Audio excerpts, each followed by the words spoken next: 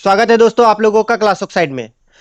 रैदास के पद class 9 Hindi question answer लेकर के आ चुका हूं। यह आपको स्पर्श बुक चैप्टर 11 में दिया गया है। तो चलिए शुरुआत करते हैं हमारे पहले क्वेश्चन से। रैदास के पद क्वेश्चन आंसर। हमारा पहला क्वेश्चन है, निम्नलिखित प्रश्नों के उत्तर दीजिए। पहले पद में भगवान और भक्त की किन किन चीजों से तुलना की गई है, उनका उल्लेख करना है। पहले पद में भगवान और भक्त इन दोनों की तुलना किया गया है। तो किन किन रूपों में? तो यहां पे कवि भगवान की तुलना चंदन से करते हैं तथा भक्त की तुलना पानी से करते हैं। प्रभु तुम चंदन हम पानी बोलते हैं। उसी तरह से भगवान की तुलना फिर घन वन से करते हैं और भक्त की तुलना मोर से करते हैं। फिर कहते हैं कि भगवान आप चंद्र चंद्र के समान हो, मैं चकोर के समान हूं। फिर कवि कहते हैं कि भगवान आप दीपक के समान हो, मैं बाती के समान हूं। फिर भगवान को मोती से और भक्त को धागे से तुलना करते हैं।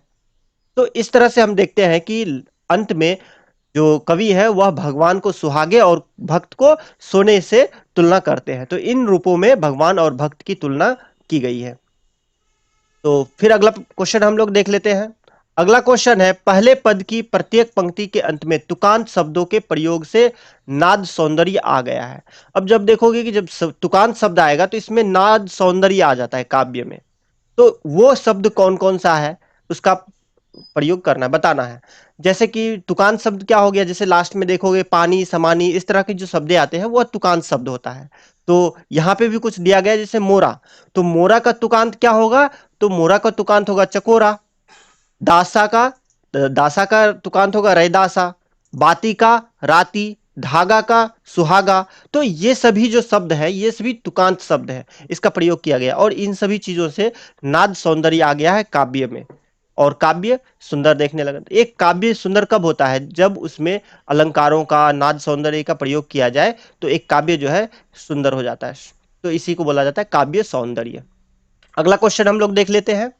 अगला क्वेश्चन है, पहले पद में कुछ शब्द अर्थ की दृष्टि से परस्पर संबंध है, इसका वर्णन करना है।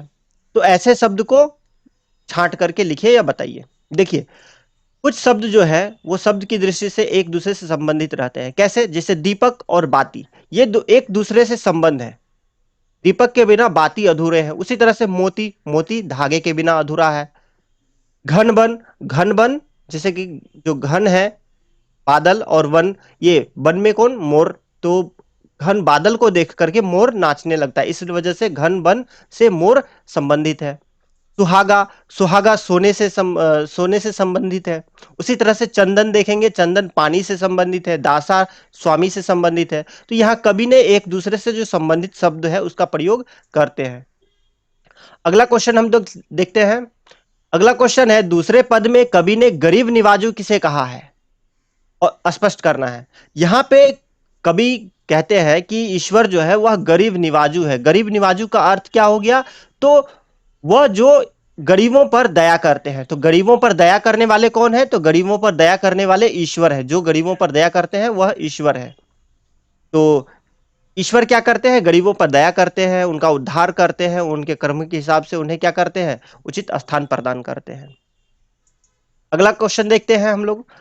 अगला क्वेश्चन है, दूसरे पद की चाकी छोटी जगत को लागे तापर तू ही ढड़े, इस पंक्ति का आशय स्पष्ट करना है। जाकी छोटी जगत को लागे तापर तू ही ढड़े। तो यहां पे देखिए बताया गया है, कवि कहते हैं कि वैसे व्यक्ति जिससे समाज जो है छुआछूत की भावना रखते हैं, समाज में उन्हें उचित स्थान नहीं देते हैं, ऐसे व्यक्ति के साथ ईश्वर जो है वह क्या करते हैं? ईश्वर सभी से समान रूप से भावना रखते हैं, किसी में भेदभाव नहीं करते हैं। उन्हें ये जाति के आधार पर, धर्म के आधार पर जिसे लोग मानते हैं उससे कोई भेदभाव नहीं करते, बल्कि उन्हें उनके कर्मों के आधार पर उचित स्थान देते हैं। अगर कोई समाज में बहिष्कृत है या समाज उसे उचित स्थान नहीं देते हैं तो ईश्वर क्या करते हैं? ईश्वर उनके कर्म के आधार पर उन्हें आगे ले आने का प्रयास करते हैं या उन्हें उचित स्थान प्रदान करते हैं। तो पहले देखोगे कि पहले के जमाने में क्या होता था, बहुत से ऐसे व्यक्ति होते थे जिनके साथ भेदभाव किया जाता था। लेकिन उन्हीं में कुछ वर्ग ऐसे आए जो अपने कर्म के आधार पर उचित स्थान प्राप्त किए। उन्हीं में से आप देखोगे कि जैसे रैदास हो गए, तुलसीदास हो गए, कबीर हो गए, सब क्या किए, अपने कर्म के आधार पर आगे आए और आज जो है पूरा विश्व उन्हें जानता है। तो अगला क्वेश्चन देखते हैं।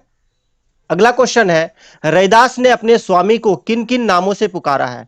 रैदास अपने स्वामी को पुकारते हैं या स्वामी कहते हैं, गुसाइयां कहते हैं, गरीब निवाजू कहते हैं, फिर कहते हैं प्रभु कहते हैं। इन नामों से क्या करते हैं, तरह तरह नामों से अपने स्वामी को, अपने प्रभु को याद करते हैं। अगला क्वेश्चन है, निम्नलिखित शब्दों के प्रचलित शब्द लिखिए।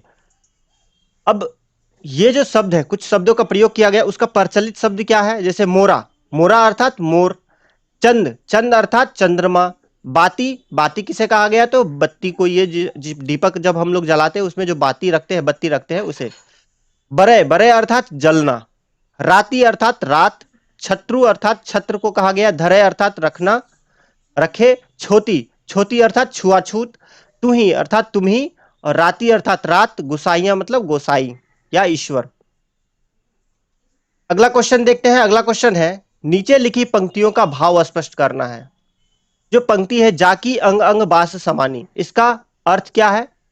तो जाके अंग अंग बास समानी का अर्थ हो गया जिसके अंग अंग में सुगंध समाया हुआ है। तो किसके? प्रस्तुत पंक्ति के माध्यम से देखेंगे। कबीर क्या कहते हैं? कवि क्या कहते हैं? कवि कहते हैं कि जो ईश्वर है, उसके प्रभाव से जो भक्त का पूरा अंग अंग क्या हो गया, उसके राम नाम की सुगंध व्याप्त हो गई है। ईश्वर का जो नाम है उनके अंग अंग में सुगंध जो है उनके प्रभाव से व्याप्त हो गई है। जिस तरह से कि चंदन और पानी को एक साथ लाने से क्या होता है, चंदन की जो खुशबू है वह चारों तरफ फैल जाती है सुगंधित लेप लगाने से। उसी तरह से एक भक्त के अंदर जो है राम नाम के, अपने ईश्वर की जो नाम है वह फैल गई है उसके पूरे अंग अंग में। तो अगला क्वेश्चन देखते हैं। जैसे चितवत चंद चकोरा, यहां पे एक चीज देखोगे कि जैसे चितवत, तो एक चकोर पक्षी होता है जो क्या करते हैं, एक टक या लगातार चांद की तरफ देखते रहते हैं। उसी तरह से यहां पे जो प्रतीक के रूप में प्रयोग किया गया कि जो अगर हम किसी की भक्ति करते हैं तो उसमें हमारा ध्यान लगाना बहुत जरूरी है। अगर हम उसमें ध्यान नहीं लगाएंगे तो क्या होगा कि हम उस चीज को प्राप्त नहीं कर पाएंगे। ईश्वर की अगर भक्ति करते हैं तो उसमें हमें ध्यान लगाना पड़ेगा। तो यहाँ पे उदाहरण देते हुए कहते हैं कि जिस तरह से एक चकोर जो है एक टक या लगातार चांद को देखते रहते हैं, उसी तरह से ये भक्ति भी है। लगातार हमें ईश्वर की भक्ति करना चाहिए, तभी जाकर के भक्ति का जो प्रभाव है वो हम पे पड़ेगा या भक्ति का जो सुख है वो प्राप्त होगा। अगला क्वेश्चन है, जाकी ज्योति बड़े दिन राती। अब जाकी ज्योति बड़े दिन राती, किसकी ज्योति बढ़ते रहती है? तो ईश्वर की। ईश्वर क्या करते हैं, जो अपने प्रकाश से चारों तरफ दीपक यानी कि प्रकाश बार करके रखते हैं। यानी ज्ञान की जो प्रकाश है चारों तरफ फैली हुई है, किसकी? ईश्वर की। तो जाकी ज्योति बड़े दिन राती, यानी दिन रात बढ़ते रहता है, यानी कि ज्ञान का जो प्रकाश है ईश्वर चारों तरफ फैलाते रहते हैं। अगला क्वेश्चन है, ऐसी लाल तुझ बिन कौन करे।